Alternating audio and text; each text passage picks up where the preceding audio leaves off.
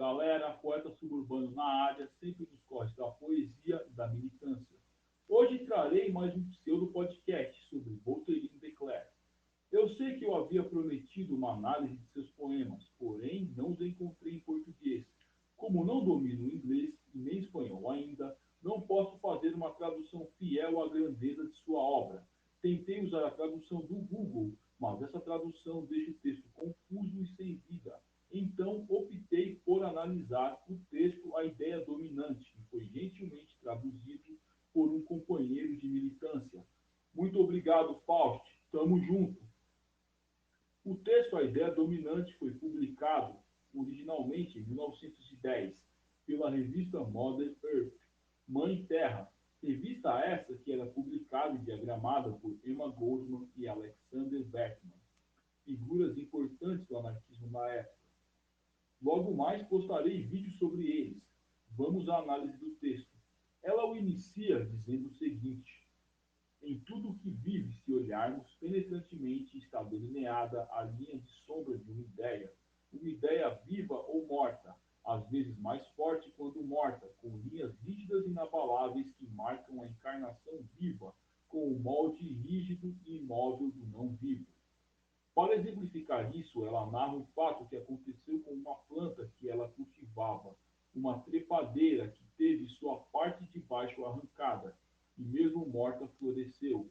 Essa persistência em florescer da planta, praticamente morta, ela chama de ideia dominante. E no decorrer do texto ela desenvolve essa ideia. Ela critica os socialistas e alguns anarquistas da época que eram adeptos do materialismo histórico por eles acreditarem num certo determinismo que essa interpretação da realidade tem, e por terem essa visão, eles reduziam o campo das ideias a fenômenos secundários. Sobre isso, ela diz o seguinte no texto: acho que esse determinismo irrestrito do material é um grande e lamentável erro em nosso movimento progressista moderno. Por que ela considerava essa visão um erro? Ela responde mais à frente. Os homens são o que as, os homens são o que as circunstâncias os fazem. Eu defino a declaração oposta. As circunstâncias são o que os homens os fazem. E afirmo que ambas as coisas são verdadeiras, até o ponto em que os poderes de combate são igualados ou um é derrubado. Em outras palavras, minha concepção de mente ou caráter não é que seja o reflexo impotente de uma condição momentânea das coisas e da forma, mas um agente modificador ativo, reagindo em seu ambiente e transformando as circunstâncias, às vezes ligeiramente, às vezes muito, às vezes embora, não com frequência inteiramente. Ela acreditava que as ideias são o ponto de partida dos homens, que a partir das ideias os homens partem para a ação, e essas ideias estão em todos os cantos da sociedade. A ideia dominante de sua época era o consumismo alimentado pela superprodução de produtos. Sobre isso, ela dizia o seguinte: nós nos envolvemos em muitas coisas, mas a única grande ideia real de nossa época, não copiada de nenhuma outra, não fingida, não trazida à vida por qualquer conjuração, é a grande criação das coisas, não a criação das coisas bonitas, não a alegria de gastar energia viva em trabalho criativo. Em vez disso, as direções desavergonhadas e impiedosas, desperdiçando e drenando a última luz de energia apenas para produzir montes e montes de coisas, coisas feias, coisas prejudiciais, coisas inúteis e, na melhor das hipóteses, amplamente desnecessárias. Para que fins são produzidos? Quase sempre o produtor não sabe, ainda menos ele se importa, mas ele está possuído pela ideia de que deve fazer isso. Todos estão fazendo, e a cada ano a construção das coisas acontece mais e mais rápido. Existem cadeias de montanhas de coisas feitas e fabricadas, e ainda assim os homens procuram desesperadamente aumentar a lista de coisas criadas, começar novos amontoados e aumentar os existentes. A sociedade estadunidense daquela época estava afogada no consumismo, e isso criou pessoas fúteis dominadas pela ideia de consumir. Ainda hoje, o consumismo existe, porém, esse consumismo não é mais a ideia dominante de nossa época. A ideia dominante de nossa época é a ideia da meritocracia. Essa ideia nos transforma em sujeitos de desempenho. O que é o sujeito de desempenho? Terei de recorrer a um autor contemporâneo para explicar melhor o que é o sujeito de desempenho. Byung-Chul Han. Ele diz o seguinte sobre isso: o sujeito de desempenho explora a si mesmo até consumir-se completamente. Ele desenvolve nesse processo uma autoagressividade que não raro desemboca no suicídio. O projeto se mostra como um projétil que o sujeito aponta para si mesmo. Isso explica o alto índice de suicídio, depressão e esgotamento em nossa era.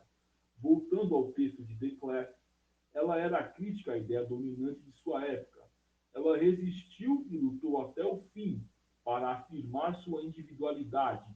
Nesse mesmo texto, ela critica socialistas, sindicalistas e anarquistas que se renderam à ideia dominante de sua época, dizendo que eles se rendiam usando as circunstâncias como desculpas para tal, como já foi citado antes. Sobre isso, ela tem o seguinte a dizer: dê uma boa olhada em si mesmo, e se você ama as coisas e o poder e a plenitude das coisas melhor do que ama sua própria dignidade, dignidade humana, ó, diga-se para si mesmo e siga-o, mas não sopre quente e frio de uma vez. Não tente ser um reformador social e um respeitado possuidor de coisas ao mesmo tempo. Não pregue o caminho estreito em linha reta enquanto avança alegremente pelo caminho mais largo. Declercq era leal aos seus ideais e nunca os vendeu para uma vida mais fácil. E por esse motivo teve uma vida dura e sofrida, mas ela viveu segundo seus ideais. E por esse motivo ela tinha o direito de tecer tais críticas aos libertários de sua época e afirmar o seguinte: no final da vida, você pode fechar os olhos e dizer: não fui dominado pela ideia dominante de minha era. Eu escolhi minha própria lealdade e a servi. Eu provei ao longo da vida que existe no homem aquilo que o salva da tirania absoluta da circunstância, que no final conquista e remodela a circunstância. O fogo imortal da vontade individual, que é a salvação do futuro. Deixe-nos ter, homens, homens que dirão uma palavra às suas almas e a manterão. Mantenha quando for fácil, mas mantenha quando for difícil. Mantenha quando a tempestade rugir e houver um céu estrelado de branco e um trovão azul atrás, e os olhos estiverem cegos e os ouvidos ensurdecidos com a guerra de coisas opostas, e a mantenha sob o longo céu de chumbo e a tristeza cinzenta que nunca cessa. Segure-se até o fim. Isso é o que significa ter uma ideia dominante, que a circunstância não pode quebrar. E esses homens criam e desfazem a circunstância. Ela finaliza o texto com esta brilhante reflexão. E aí, vamos quebrar as circunstâncias ou nos renderemos a ela? Bom, galera, por hoje é isso. Se você gosta do conteúdo do canal, curta, compartilhe com quem você acha que possa curtir. Esse tipo de conteúdo dá muito trabalho de se produzir. Estou com uma meta de conseguir 100 inscritos. Estou quase lá. Fortaleçam os códigos da poesia e da militância. Até mais.